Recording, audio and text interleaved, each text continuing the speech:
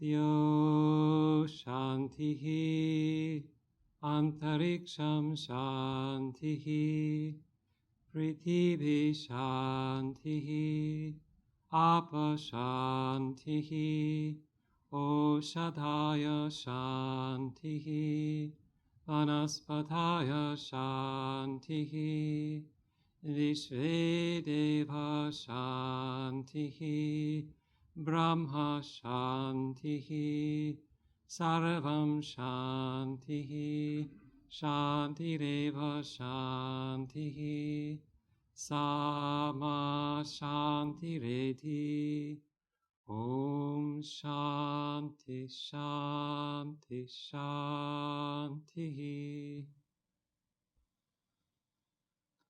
May there be peace in the heavens. May there be peace in the interspace. May there be peace on earth. May there be peace in the waters. May there be peace among the herbs, plants, and trees. May there be peace among cosmic beings. May there be peace in the all-pervading spiritual reality. May there be all-pervading peace. May that peace come to each and all. Peace, peace, peace.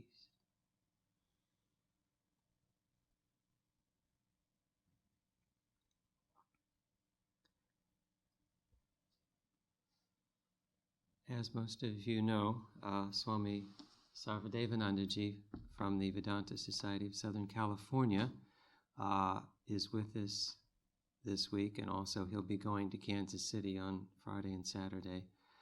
This evening's topic is Holy Company.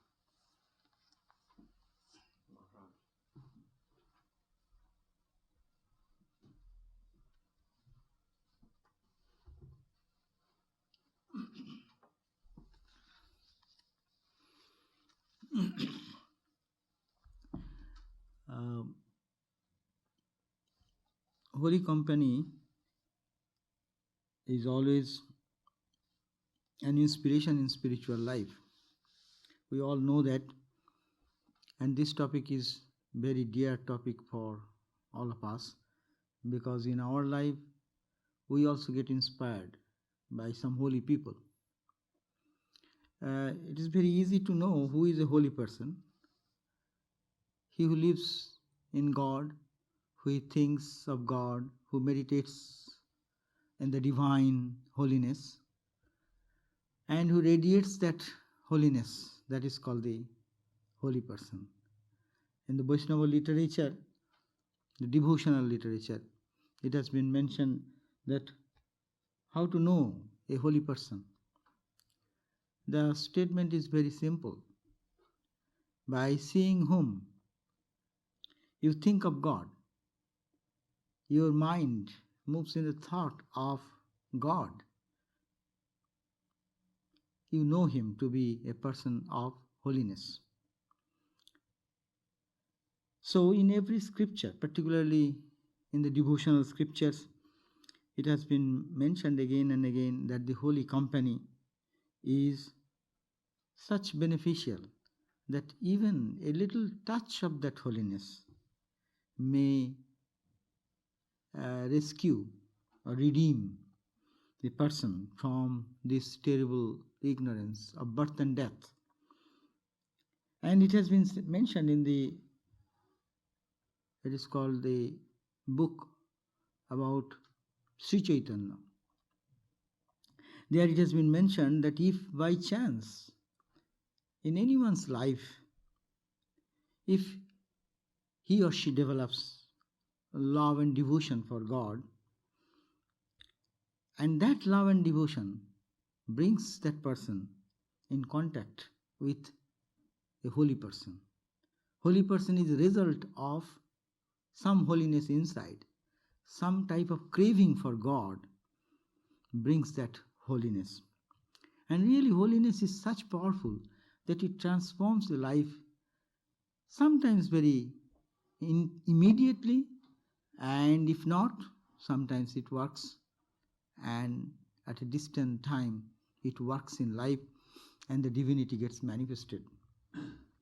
Sri Ramakrishna, speaking about holy company and holy men, he says, holy men are physicians. You cannot get rid of an ailment without the help of a physician. You should constantly seek it because the disease has become chronic. Because chronic disease means our chronic disease is forgetting God. We live the whole day, but we see the apparent world in which we live with suffering and pain and anxiety and tension and stress and all these things, or little happiness, little joy. But we forget all the time what is our eternal nature. So that's why it is said it's a chronic disease. And to cure this disease, Ramakrishna's recommendation is that holy men. And what they do, he continues, it begets yearning for God, love for God. By constantly living in the company of the holy man, the soul becomes restless for God. This is the first benefit.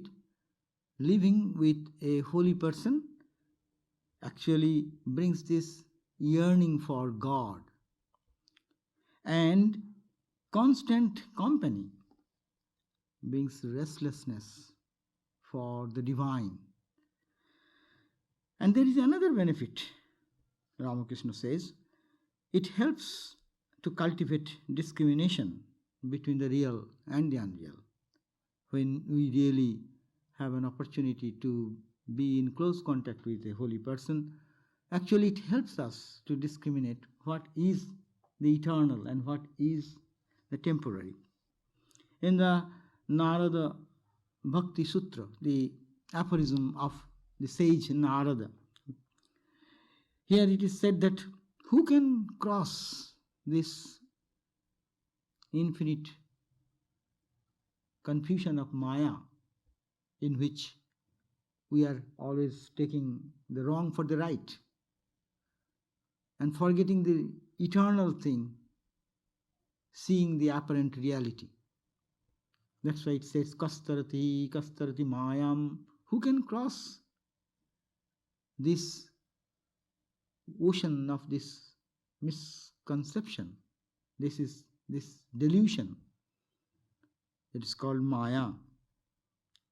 And the reply is, Ya Mahanubhavam Sevate, he who serves.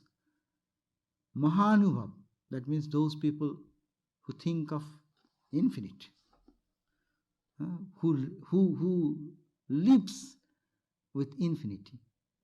If you can serve them, then that can help us to go out of this confusion of Maya. And also he says, Satsangastu, but this holy association is not easily available. Durlabha. It is not very easily available. Even if it is available, to come in contact with them is difficult. People have various misconceptions. Even if you see a holy person, you may not consider him to be holy, because my mind is not ready for that. When Ramakrishna was there in the Dakshineshwar, who can give spirituality by a look, by a touch, or by wish, he was criticized by the people around. So it is not necessarily, it is very true that holy person, it is a question of acceptance. So it is durlava. It is, first of all, it is not available in the marketplace. You go to the supermarket and get one holy man. It is not so easy to get them. But even if it is available, but it is very difficult to recognize them. A man or a person who is expert in judging the jewels, that person can actually assess the value of a precious jewel, is it not? And Ramakrishna's story is there. If you go with a jewel, he sent his servant to the marketplace and said, okay, go to that vegetable shop person, okay, ask how much vegetables he can supply. He said, okay, I can give you 10 pounds of vegetables at the most, seeing that jewel. Then he said, why not give little more? He said, no, I have given you enough. Don't ask for more. This jewel does not cost that much. Then the master said, okay, go to another place who is selling beautiful clothing. And he went there, the servant, and said that, sir, I want to exchange this jewel with clothing. So he said, I can give you 5 sets of sari, that means this long cloth which the women wear. Then he said, oh, you are giving only 5, why not little more? No, I have given enough. It doesn't cost that much.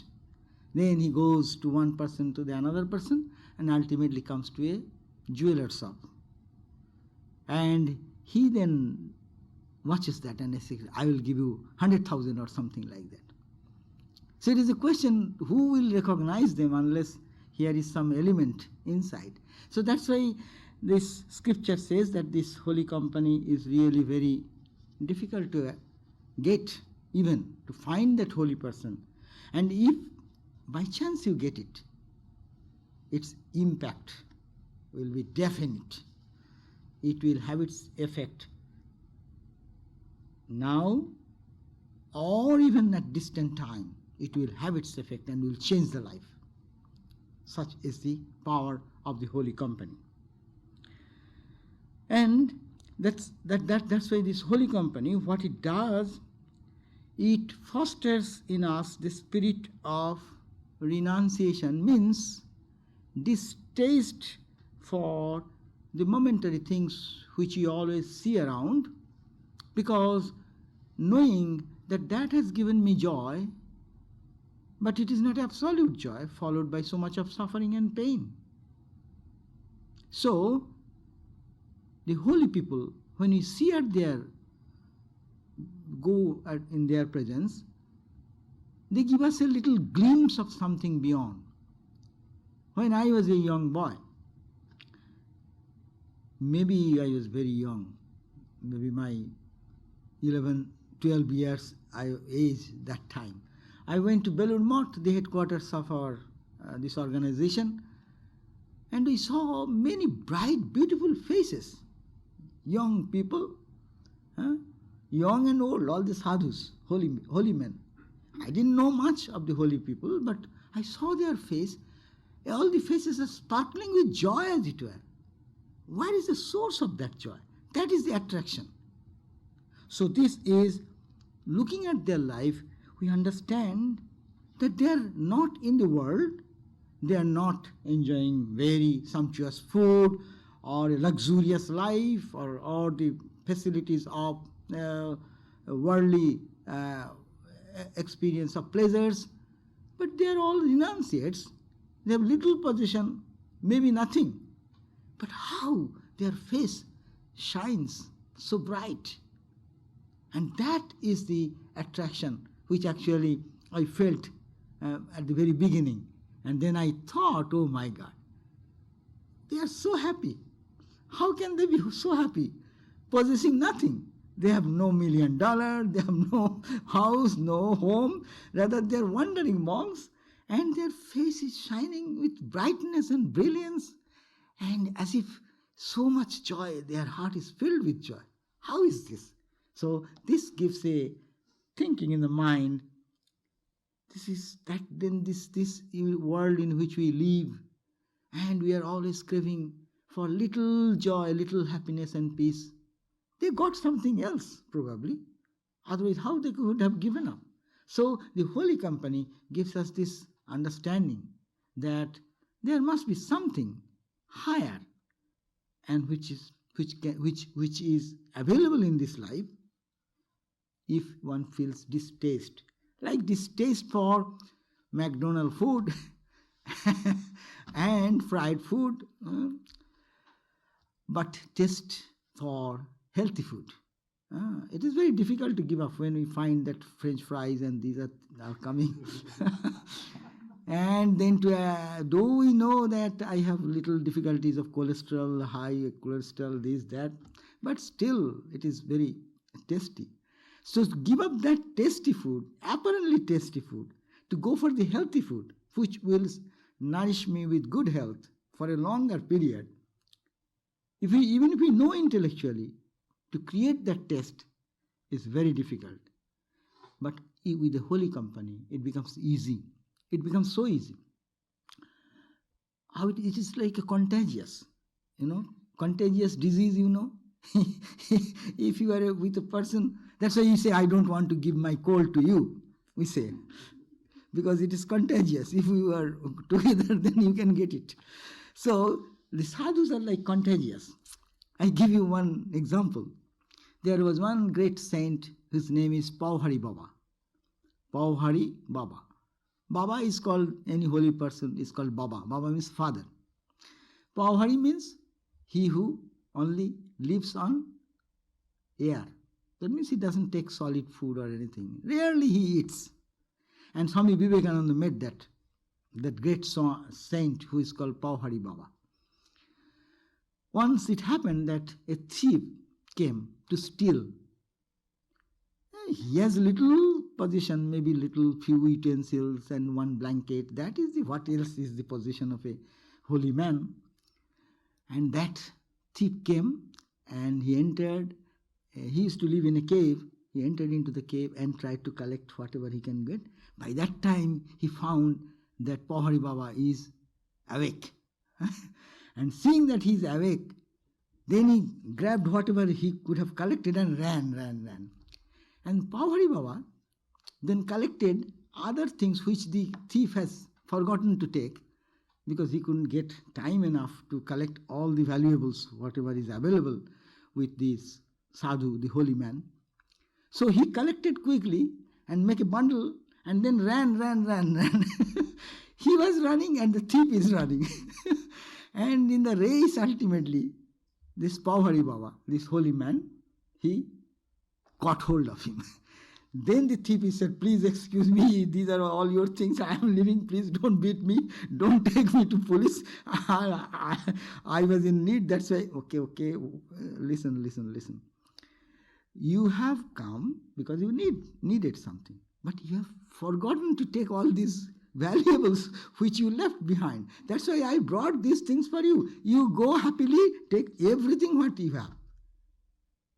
Then he was dumbfounded. He thought, my God, I am a thief. He caught me. Instead of punishing me or beating me, what he is doing, he's saying, take whatever else you have to take from here. The holy company. And that very word, and looking at this sadhu, his whole thought process changed. And then he said, my God, is there anyone who can do like that? Because he is doing from the heart, no other intention. And the holy man is like that. They only give. They give. They unconditionally they give. They radiate that purity, radiate that love. If it's known or unknown. And then what happened? That man ultimately became a monk. He renounced everything and became a monk. And Swami Vivekananda, once, while his wandering days, he met Pauhari Baba and he heard this story. And then ultimately when he was going in wandering days in India here and there, in Benaras, probably in Benaras, the holy land, when Vivekananda was wandering, he found that man who was a thief. And while talking about, in course of conversation, they came to know that he also knows Pauhari Baba. Then this talk came and he was saying that there was a thief like this, and he said, Swami, this is the thief. You see me. So you see, they can convert the heart of a person in a moment. I tell you another simple, small story, how holy people can change the lifestyle. I'm not talking of Ramakrishna. I'll tell about Ramakrishna. You will find that they are the spiritual giants. They can do whatever they like. But any holy man can do that. Recently what happened, there is a monk we have so many centers in India, about 150 all over the world. So one Swami, he is the head of one of our center in West Bengal. He is very kind and he always does so much activity for the poor people to uplift their condition, and he was a principal of a school of our graduate school. Now he is the head of one center, and he started working amongst the prisoners. In this country, there is many ministers go to serve the prisoners, but in India it is a very, I think it is a pioneering work what he has started now. Previously also one Swami did it, but now he has started it. So he went to the jail in Malda, and he, with the discussion with the authorities of the jail, prison, then they talked about how we can improve their condition. So he started a school for the inmates, and then his little spiritual values and this and that. So he is going, and it is continuing for so many months. It has come out now in newspaper, and somebody sent me that copy of that paper. One day he is going to the prison every month, several days, and other devotees who are sharing their time, they also go to the prison. One day that Swami was walking in the street, and one boy, aged about 22, 23, he came running and saluted the Swami. He said, "Who are you?" "Oh, you don't recognize me?" He said, "No." "Oh, he is a Muslim guy. Abdul Rahim is the name of that guy. I am Abdul Rahim." "You are Abdul Rahim. Who are you?" "Oh, I was in the jail, and he was caught by police 3 times and imprisoned 3 times for burglary and train robbery and all these things." Then he said, "I am that guy who was in the prison, and you went and then you taught one story, and I heard that story." And he heard the story of this Pauhari Baba and the thief. And hearing that, he thought that he has some hope. He can change. And for attending his classes maybe 2-3 times he has attended. And after he is released, he not only gave up his profession of this burglary and killing and robbery, he has influenced another 3 boys. These 3 people are now outside and they are earning their bread in a very nice, honest way. First of all, the society didn't believe them that they will do, so nobody helped. But now that boy has a barber shop. So he's earning his good money and he has changed his whole lifestyle. So, it is the holy people. They can change even the so-called apparent rude and rough life of ordinary people. That is the effect of holy company. And Guru, holy monks, devotees, holy texts, places, temples, churches, they may be also called holy company.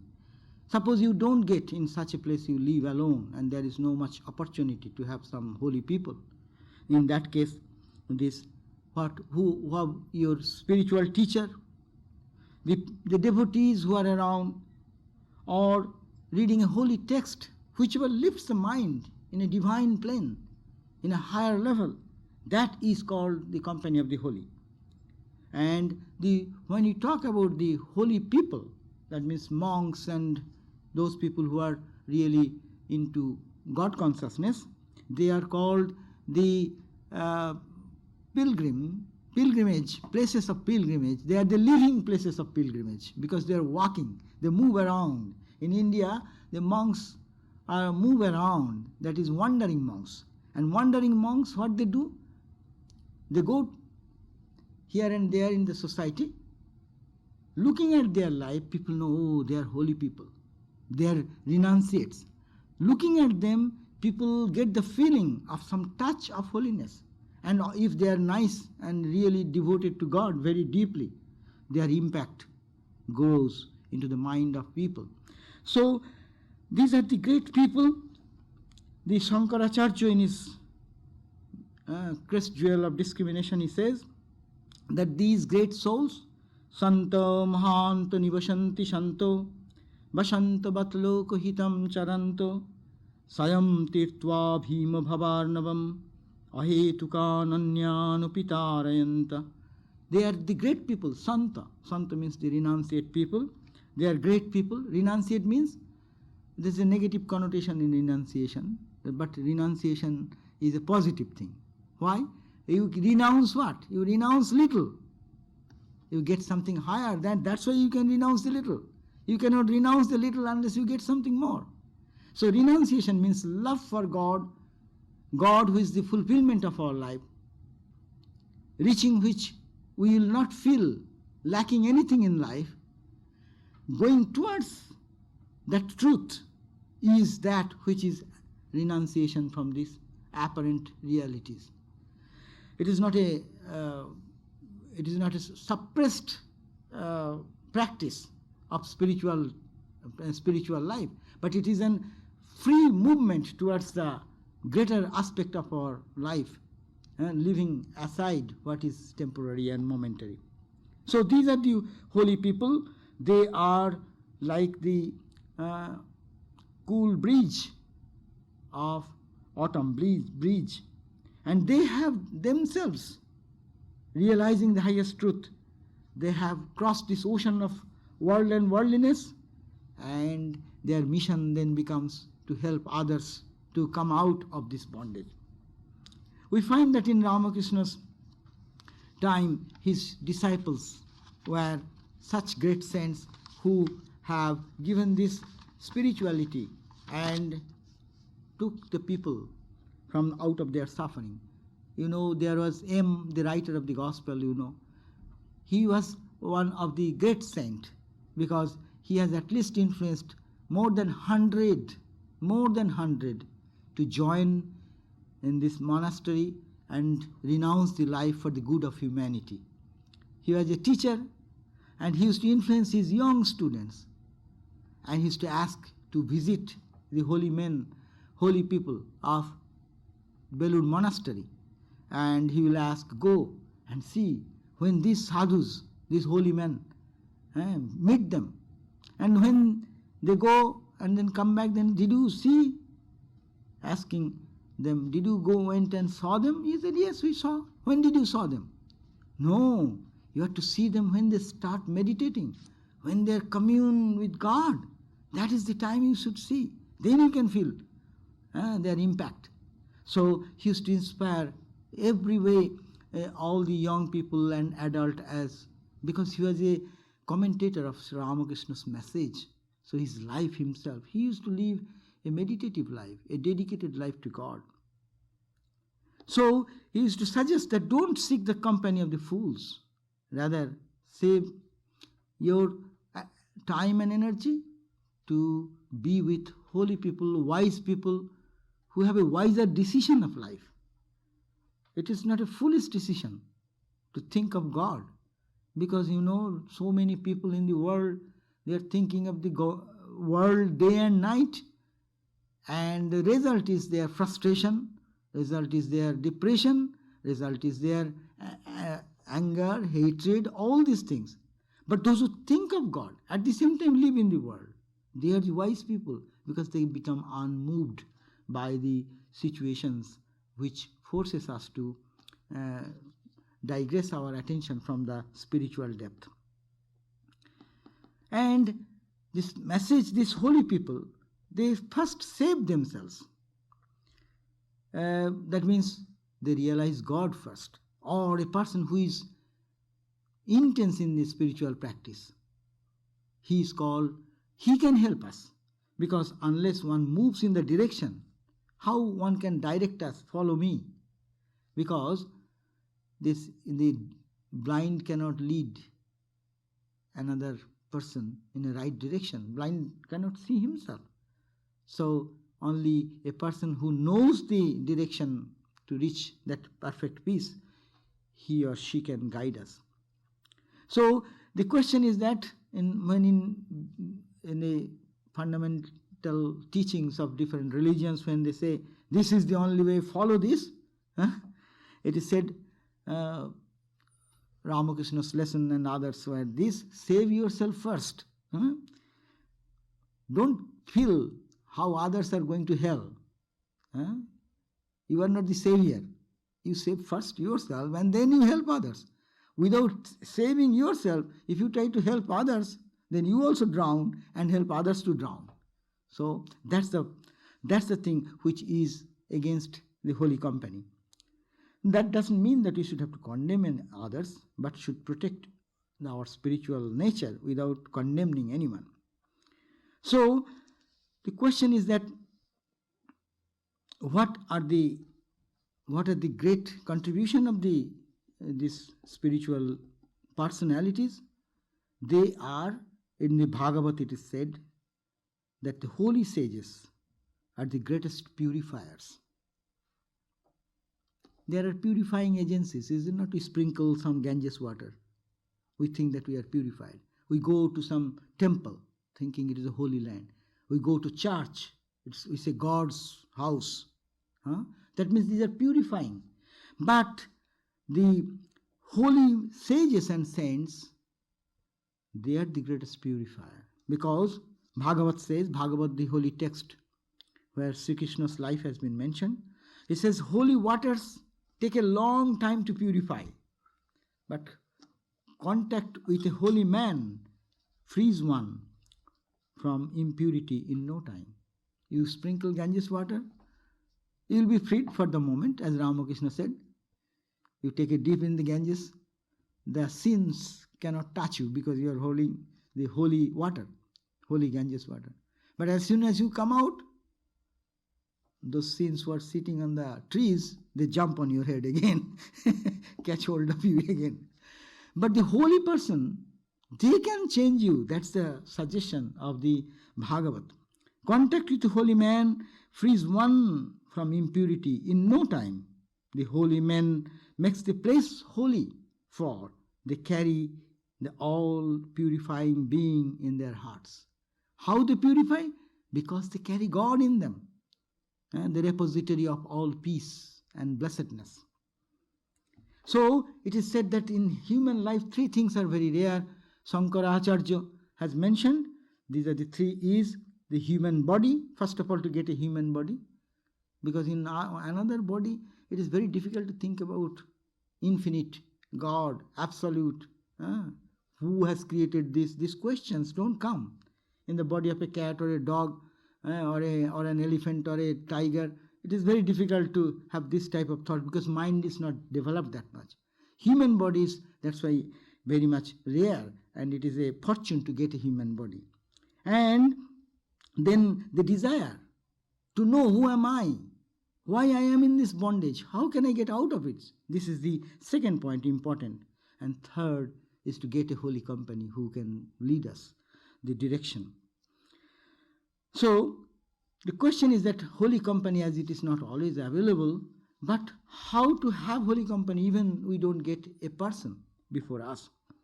First of all, our gurus are our holy people who have kindly gave us the holy mantra. If such a holy person is there in life, he is our holy touch. But if they are not available now, then in their absence, their presence can be felt all the time. So the holy company is always here. But even if you don't get your own guru, but you can find so many people, holy people, who are living with God. They can be our guru. They can direct our life. And even if you don't get any holy person, then you sit quietly and do your meditation and practice. When you think of God, that is your holy company. Holiest of the holy is God. So if we can think of God in any place, then we are having the holy company. If it is possible, holy company comes in the form of a human being, that's great, as guru, as other holy people, a devotee or a monk. But if not, sit silently anywhere in the world and think of the divine, think of the ever pure self, and that is the holy company. This spirituality the holy people can give. And there are so many examples. In Ramakrishna's life, we find Ramakrishna touched Naren, and Naren was questioning, is there any God, this, that? Then Ramakrishna touched Naren, the future Vivekananda, and he instantly felt that this whole world, this world in which we are living, as if it is just going into some voidness. It is disappearing gradually, and another world of reality, world of consciousness, another world of light appeared. Swami Vivekananda himself did that to Kidi. Kidi was the young mathematics professor of Madras. He was atheistic. He didn't believe in God or anything. One day Swamiji touched him, and Kidi became a lifelong follower of Vedanta and of Swami Vivekananda afterwards, just by a touch. He gave him the reality, the realization that this experience is only in one level of experience. There are higher and higher and higher stratas of experience, and these holy people can by touch give you. And there is no question, after having that experience, everyone will have to accept that.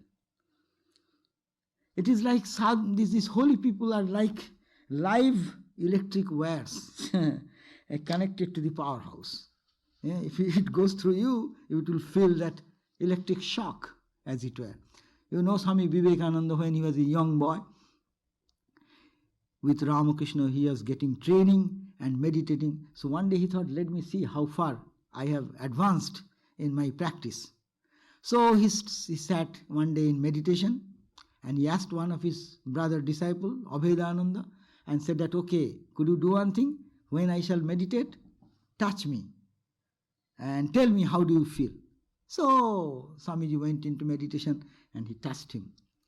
And he felt like electric shock in the hand. It is very, energy is transmitted to him, and he was feeling really shocked by that energy, input of that energy. And afterwards, when he came back, he asked, did you feel anything? He said, yes, I felt like an electric shock all the time coming from your body to me. Anyhow, so this is the spirituality can be transferred. That is the point. It is like anything physical we give, so that this spirituality can be transferred. And powerful spiritual people like Ramakrishna, Vivekananda, Brahmananda, they can just touch and give. Like Christ, they can touch and give. Like Buddha, they can touch and give. Or Swami Ramakrishna said, I need not have to touch.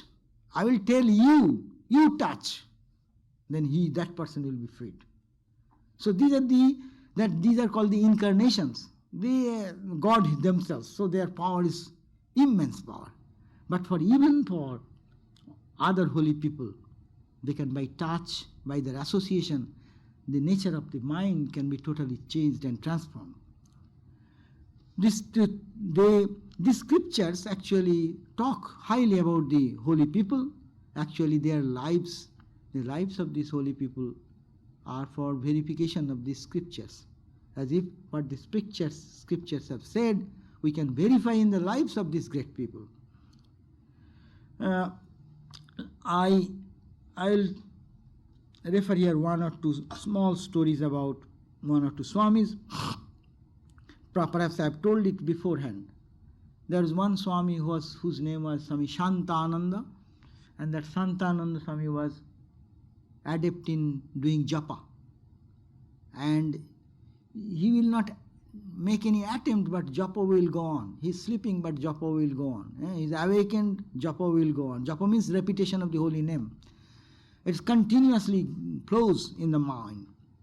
And it is said that when one is really perfected in that type of remembering God all the time, by repetition of the holy name, then their mind flies into the higher and higher realm, and they can hear the sound, what is called the unstruck sound, Om. So I remember when I went as a young boy, and that Swami used to live, he was Holy Mother's disciple. He used to live in a very small room. And if you enter into this room, you will feel that as if you are entered into some other place which is vibrant with something spiritual. So I was a young boy. I have not that much sense of high spiritual experience or understanding, because I was not capable to understand that. But I would feel the difference when I used to enter into his room. And one day he's asking me, I saluted and then I stood, and then he said, do you hear? Do you hear? What to hear? I don't hear anything, because it is very silent place and nobody is talking or anything. So he said, do you hear? I said, no, Swami, I don't. Don't you hear the sound going on? Om going on all the time? He is hearing the Om sound continuously going on. And this is called, then I first got this conviction. Yes, this is truth. We hear in the scriptures now that Om is an unstruck sound. It is going on even now. If one can pacify the mind, can tune himself or herself into that level, the continuous, that is the expression of that Brahman. But he could hear it, is a tangible proof that the spiritual experiences which has been mentioned in the scriptures are real. It gives conviction. It is not a mere story. I remember one day I was studying with one Swami and studying one Vedanta book which is called Panchadoshi. And it's a very tough book. But this Swami was so much inspired. When he will speak on verses, his face will be brighter, as if he is in joy at that moment. His face becomes very luminous then. And he was reading this verse, that consciousness which is in us, which is in you, in everywhere, that consciousness is eternal. That light is eternal. That bliss is eternal. It has no waxing and waning. It has, like the moon. Moon brightens and reduces every day. It is the cycle of the moon. That joy, that consciousness never grows or never diminishes. It is eternal. It is all the time the same.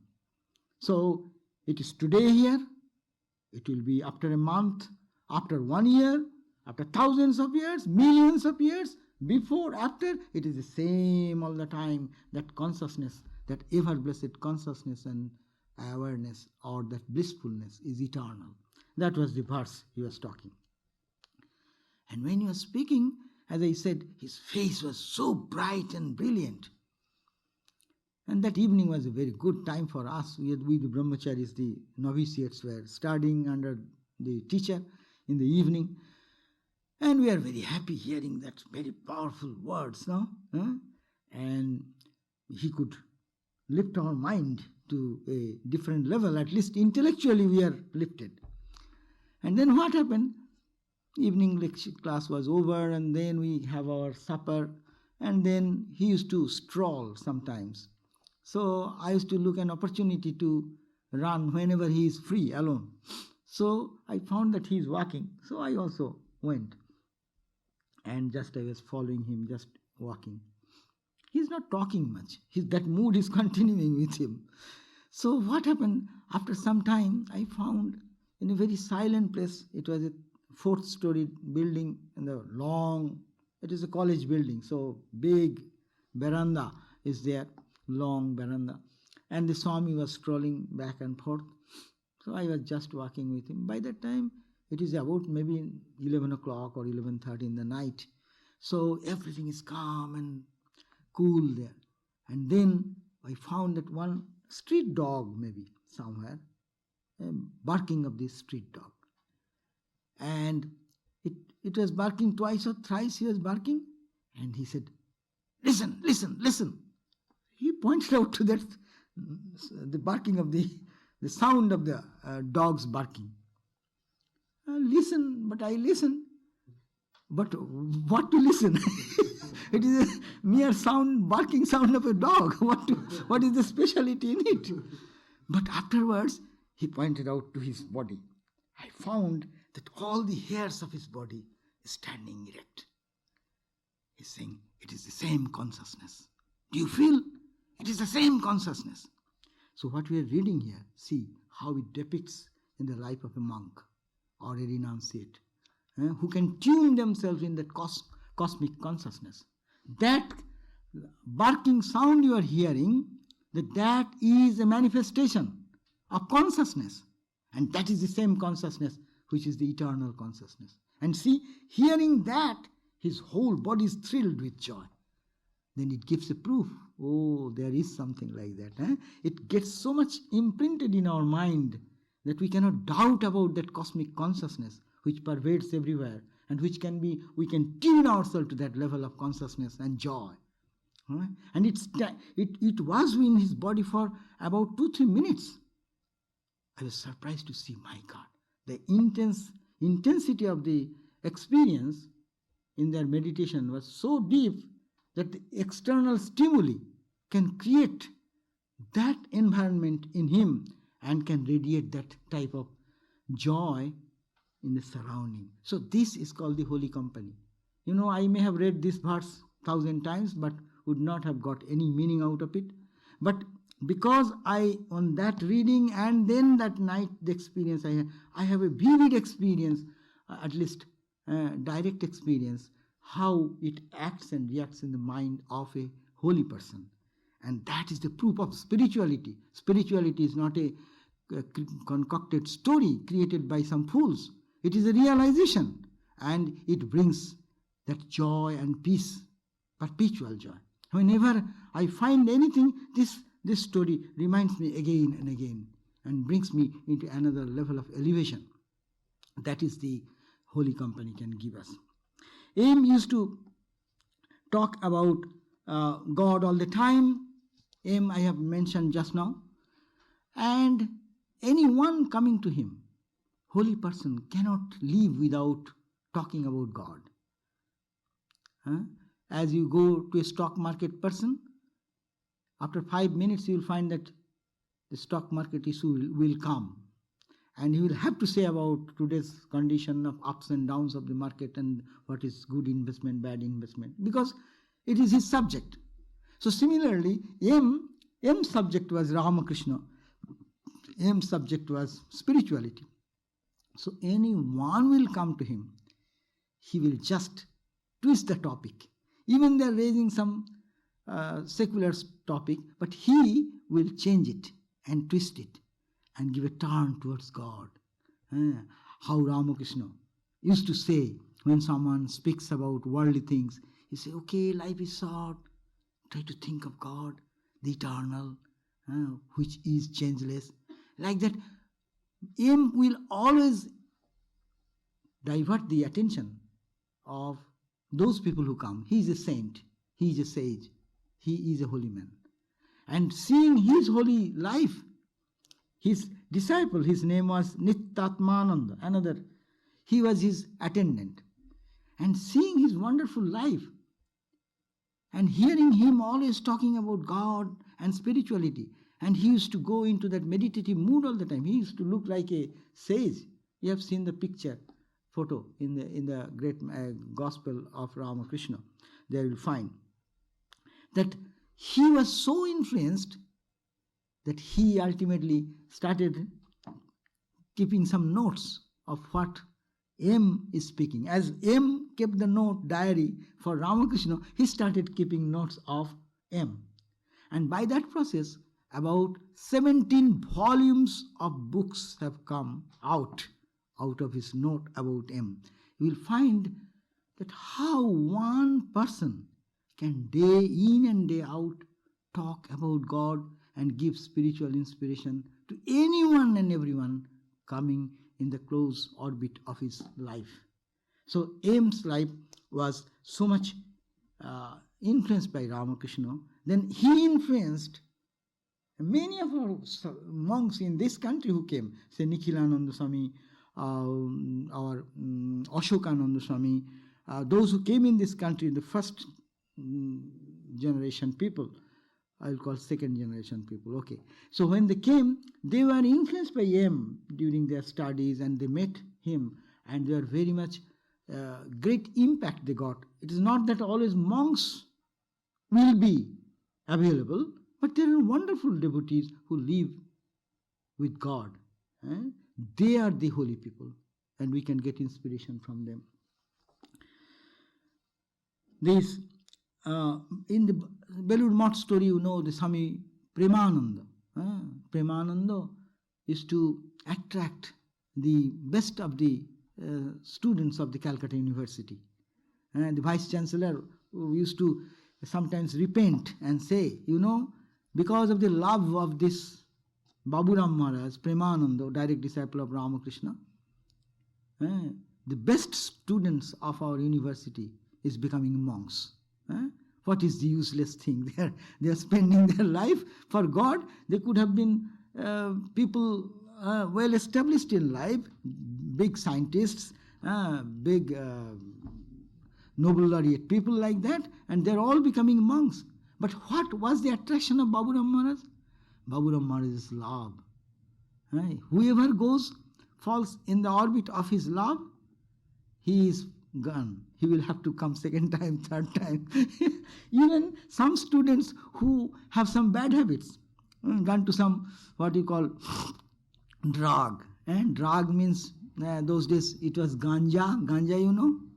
Ganja is one type of drug. Anyhow, so even someone is having some addiction to some item of smoke or something like that, he was so kind to them, even he will keep a little of that. When he comes, silently will give him. So if it comes from the hand of a sadhu or a holy man, then they fell in love by that process, that everyone hates me because I smoke this type of drugs. But here is a holy man who is keeping me, supplying me a little of that. And then he's talking about God and love for God. And actually, they gave up their drug habits and become a monk afterwards under the influence of Swami Premananda. So, how many sadhus, the monks, he have created like this? The Sri Chaitanya's life, we find that there are people like Haridas and others who got totally inspired in the name of God, and ultimately they converted other people. The story of Haridas. Haridas was a disciple of Sri Chaitanya. Sri Chaitanya was considered to be an incarnation in Bengal. He brought the spirit of devotion, ecstatic devotion for God. Krishna, love Krishna, like that. So Haridas was a very honest spiritual personality. He used to spend whole night repeating the holy name and spending the wonderful spiritual life. But the local landlord was angry for some reason, was jealous also, because many people come to pay obeisance and respect to this Haridas. And then he sent one ill-famed lady to test the spirituality of Haridas. And that lady came and asking to talk to this saintly person, Haridas. But Haridas said, okay, I'll talk to you. He didn't speak. He said, okay, please wait, sit here. And I am on my rosary. Let me finish this rosary and then I shall talk to you. So she came and she waited. His rosary is never getting at an end. Whole night it went on like that, and she sat idly and she get disgusted and then went back. Next morning went back. Then again, second day she came. But the sadhu, the holy man, said, okay, I'll talk to you later on. Let me finish my rosary. And talk Krishna, Krishna, Krishna, Krishna. He was on his rosary, and whole night he did the same thing. Third day also it happened. And these 3 days impact of the Haridas created such an impression in the mind of that lady. She then saluted the holy person and said, please help me. I want to get this joy. How you are living in this joy. And then total transformation of that lady came. And she became actually devoted to Haridas. And Haridas left that cottage, went to some other place. And that cottage where Haridas, her guru, she lived there rest of the life and leading a life of like a nun. So see how the touch of holy can transform the person. Whatever may be the past, we think too much of our past. And we get frustrated because we have done something right or wrong. Forget that. Think of holiness. Holiness can take us away all our past, good or bad. Who cares about good? Who cares about bad? God is beyond good and bad. So this is the touch we get from the holy people. See, ultimately become totally transformed. You see, Ramakrishna's stories are wonderful stories. We find that Ramakrishna,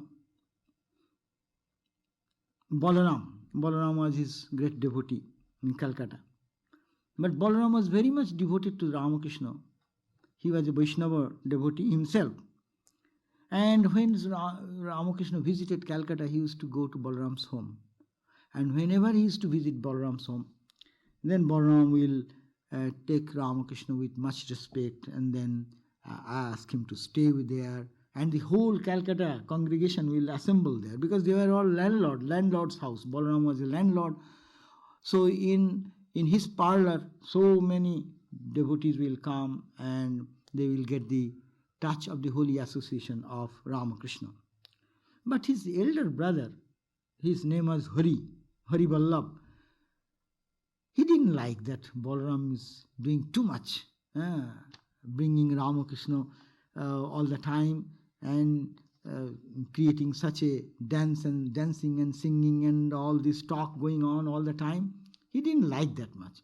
And not only that, Balaram will take Ramakrishna into the inner courtyard. That means where the women, in those days there was a distinction between men and women. The women don't come in front of the men folks. So they don't get the chance to see Ramakrishna that much or to question something. So Balaram would ask the Ramakrishna to go into the inner courtyard and to stay. His elder brother was a little orthodox. He said, it is not good. He is bringing this guy who goes to Samadhi like that and makes a fun of it. And now he is taking him in the inner courtyard with the women folk. That is not good. So he resented. So one day, Ramakrishna has come. And then he was disliking that Ramakrishna will go inside the inner courtyard. But Girish Ghosh, you know the Girish Ghosh, the great comedian, or you can say the playwright and actor, producer. So he was friend of the elder brother of Balaram. He said that, oh, Ramakrishna is coming, so why not let us go both together. So both of them came because his brother had another house where he used to live, Balaram's elder brother. Then they came, and when they came, they saw that Ramakrishna is entering into the inner courtyard, and they followed. And what happened, seeing Ramakrishna in that mood of spiritual mood, he started weeping and he was totally converted by just seeing him in person. And in that spiritual mood, his total concept about Sri Ramakrishna, about his way of talking or dancing or singing, which was criticized so much, that changed in a moment. Sri Ramakrishna could do that, and he ultimately became a great devotee of Sri Ramakrishna. Sri Ramakrishna used to also ask everyone to be spiritual like that, and not simply by seeing a holy person. Rather, he used to inspire that one should practice in their own life some spiritual disciplines. Swami Adbhutananda, you have read this, it is in the book of Swami Chetananandaji. One year, Kali Puja fell on one Saturday, and Sri Ramakrishna told us, practice Japam tonight. Anyone who practices Japam on very auspicious nights like this will soon reach perfection. The master did not allow us to sleep that night. He sang until the late hours. So holy company is good. It can change us, but we should make it also our own. It is like that. In a situation, our mind gets lifted, but when we are off from that place, then again mind comes down to our normal plane. So to make it live in that flight of spirituality, a spiritual practice is very important. That was also Sri Ramakrishna's great indication that yes, holy company is good. That always helps us. That's why Ramakrishna used to say, come now and then visit. Come on days when there is not much crowd. That means you have to come to a holy person, talk about God, ask your inner questions, and then get lifted. It is when in a number of people, different types of things go on, it may not be just your questions are answered. That's why Ramakrishna used to ask them, particularly the young boys when they come on some special days, when there will be not many people, but you can have your question and he can direct them and guide them by his life and his teaching. So this is one important thing. Holy company can lift us, but we have to make it our own. And that needs spiritual practice. Holy repetition of the mantra, reading holy scriptures, talking about God, so that whatever way our mind can really be lifted from the normal state. It takes time to acclimatize. You may go up, even like hiking. If you go to the hiking for a high altitude, not this 2,000 feet, 1,000 feet, I'm not talking of that, or 3,000 feet. Suppose you go to Kailash in Himalayas, it is 18,000 feet. So how to acclimatize there in 18,000 feet? We will be shortage of breath. So we should have to start gradually. You can get a touch once that you can climb and come back, but you cannot stay there.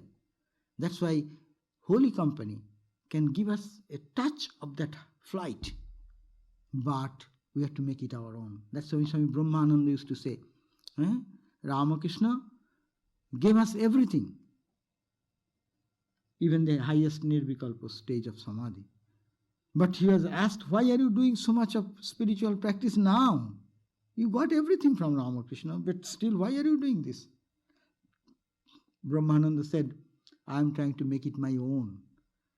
He gave us, and at that moment we experienced, but I cannot stay there. So I am struggling to keep my stay there all the time, so that it becomes my own. I can stay there, I can come down at my own will. So that is the thing which is very important. Say another story, how Ramakrishna could change by touch or by look like that. One day, the master touched brother Niranjan. It is Swami Adbhutananda speaking. Niranjan in ecstasy. Then Niranjan could not close his eyes for 3 days and nights. My God, see the impact. Ramakrishna touched once, and in that touch, Niranjan could not close his eyes for 3 days and nights. And what he saw with the eyes open? He had the continuous vision of light. And he kept chanting the Lord's name. See, this is called the touch of the holy. But it is rare to get such Ramakrishna to be touched. And even if Ramakrishna-like person touch us, we may not be able to hold, to carry on those things. No, sometimes it is difficult unless we are prepared. You know that story. On the 1st of January it happened, when Ramakrishna in 1886, he touched all the devotees who came around on the January 1st. And by that touch everyone got their ecstatic vision. When ultimately one devotee was out, he said that, please touch me. And Ramakrishna said, okay, I will touch you, wait for a few days, let me be cured, then I will do it. Then he said, oh, you are trying to avoid me, so you will have to do it. So he did it. Ultimately he touched him. And as soon as he touched, he felt that this whole world, this apparent world of name and form is dissolved. It is all consciousness. It is all consciousness. And it continued for 3 days and nights continuously. He couldn't eat, he couldn't close his, even if he closes his eyes, he sees the same consciousness. With eyes open, he sees the consciousness. Even the tram in the streetcar, he does not see the streetcar. He sees it consciousness. He is going to office. He was an accountant. Opened the book of accounts, found that it is consciousness. He cannot function anyway. Given the food, he cannot eat food. It is consciousness. Who will eat who? Who will eat by what? So everything is consciousness. And after 3 days of this experience, he came back to Ramakrishna and said, sorry, you take back. I cannot hold it anymore. To hold on to that spiritual experience, it needs strong nerves and strong capabilities of the body and mind. That's why everyday spiritual practice is necessary.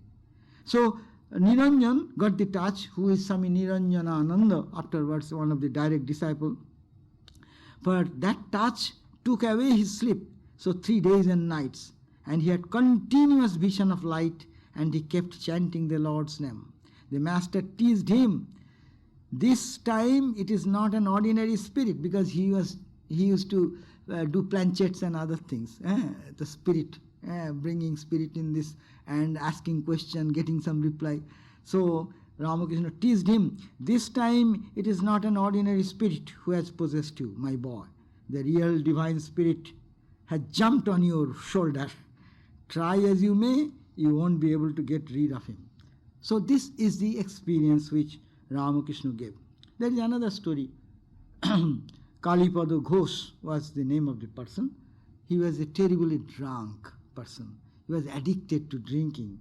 In such a way, Girish Ghosh was also very good at drinking. This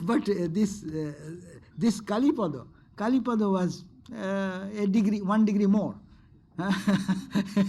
So he always run after any place where he can get a good drink. So, but he was so intoxicated into drinking that he will not even give money, whatever he earns, to the family, rather use the whole money for his own drinking only.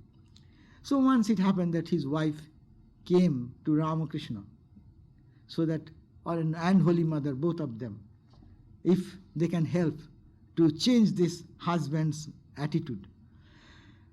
And after 2-3 times movement from Ramakrishna said, go to Mother, Mother said, go to Ramakrishna, like that, ultimately Holy Mother gave one bell leaf which was offered in the puja, worship, and he wrote the name of the master and gave it and said, okay, you do japa and prayer, and in time it will happen. So now this Kalipada asked, then one day came with Girish Ghosh to Ramakrishna, and then he was saying that, talking about intoxication in drinking and how one can get more intoxicated, and British wine or country wine or what is good, like that. Kalipada asked then Ramakrishna asked Ramakrishna that, can you give me a little wine? He was asking, what you want? He said, can you give me a little wine? The master smiled, yes, I can, but the wine I have is so intoxicating that you will not be able to bear it. If a person tastes this wine even once, your British wine will seem insipid to him ever after. Are you ready to drink my wine?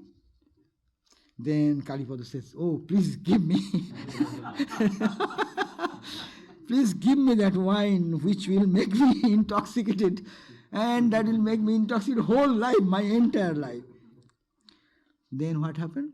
The master then touched him, and Kalipada started to weep. And once the master touched him, and that transformed his whole life. As his intoxication for British wine, which he was craving to get once, but his touch changed the whole attitude of life in Kalipada's life, and actually transformed him to a great devotee. And also another occasion, master was going by boat to some place with Kalipada, and at that time he wrote a mantra in the tongue of Kalipada while on a boat. And then later on, Kalipada became a great devotee and did a great deal of service to the master. That it was because of his life that Kalipada was saved. That means he was telling that this wife saved the life. And Ramakrishna also said, he has troubled his wife for last 12 years, and now he has come to me after so many years. Everything takes time, no? In spiritual life, everything takes time. So anyway, this is the point, is that the holy company, if we look at our life, we'll find that you all know, those who have seen Swami Satprakashanandaji, the blessed, you are blessed indeed. In our life also we see so many holy people, you know. It need not be Ramakrishna, it need not be Christ, it need not be Buddha. We don't need them. They are too high for us. Suppose a student of 5th grade does not need a professor having 5 PhDs. That will be too much over the head. Rather, accordingly, one teacher is enough who can show us the right direction. So this holy company we have to seek always for our own mental peace. That's why it is very important that how we spend our days. Reading holy book, inspirational book.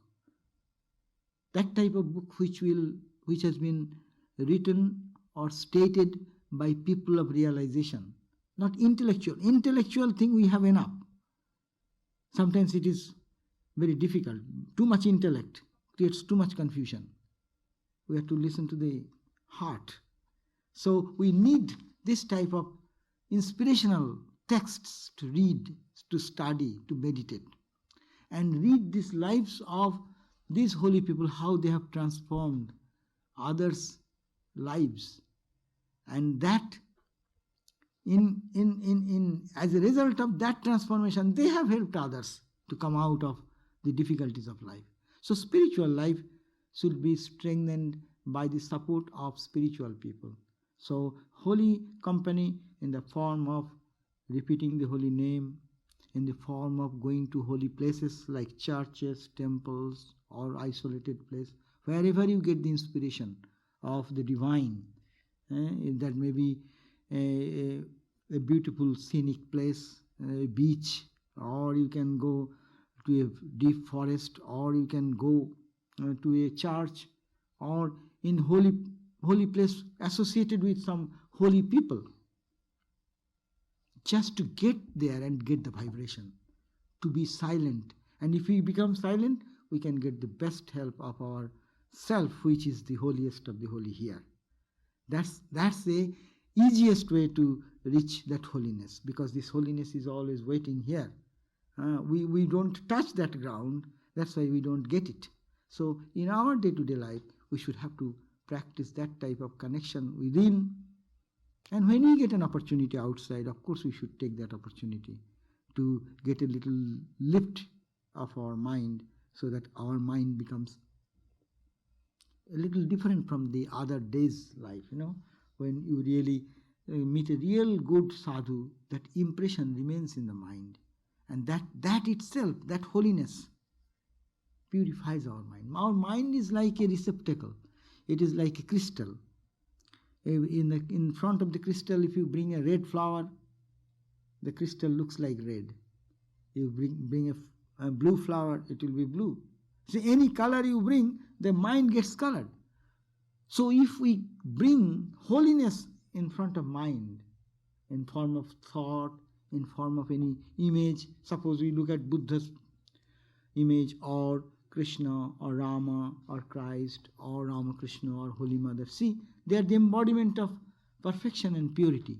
When that image is brought before the mind, our mind gets colored instantly. How long I can hold on any thought we are thinking? That creates an image in the mind. So mind gets colored.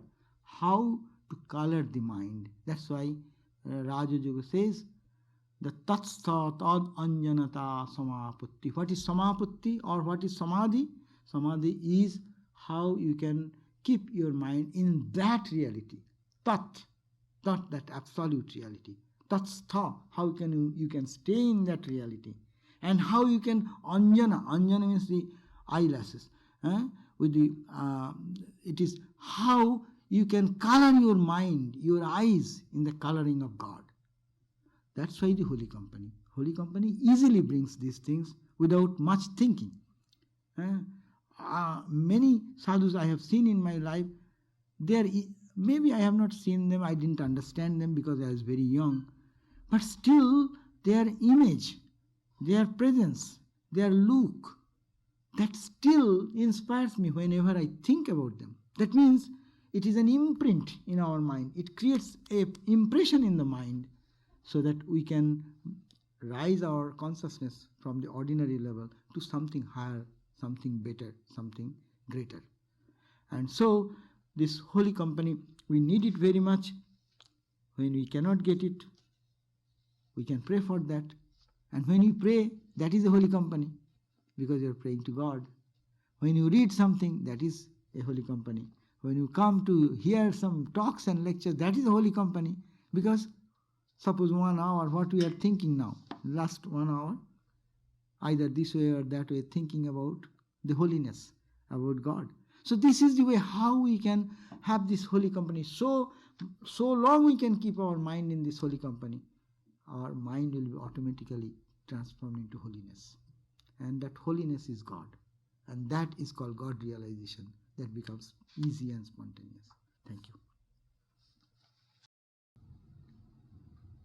Om Asato Ma Satgamaya Tamaso Ma Jyotirgamaya Mrityo Ma Amritam Gamaya Abhir Ma Edi Rudraya Te Dakshinam Mukham Te Namam Pahinityam Om Shanti Shanti Shanti. Lead us from the unreal to the real. Lead us from darkness to light. Lead us from death to immortality.